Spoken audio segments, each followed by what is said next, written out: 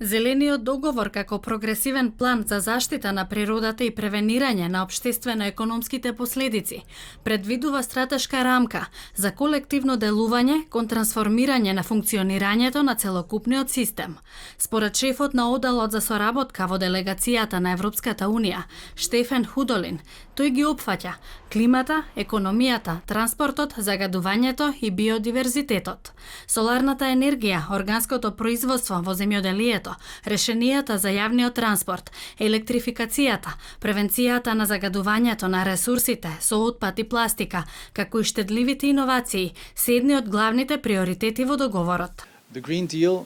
the new overarching strategy and main goals of the European Commission that have been established by the President, and with the ultimate goal of having a Europe continent climate neutral by the year of 2050. The importance there is that we do not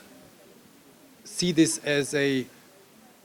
narrow affirmative measure of tackling the environment, but that this is our new growth strategy as well, which means we want to be climate neutral by 2050, but at the same time we want to continue with the European Union's growth. We want to continue with the European Union citizens' prosperity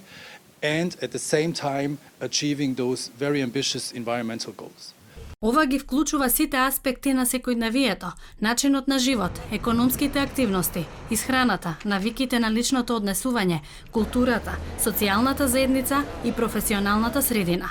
Кампањата има цел да ги анимира граѓаните да се информираат и да ја разберат важноста за земјата и за себе, предизвикана од позитивните промени кои ги третира Зелениот договор.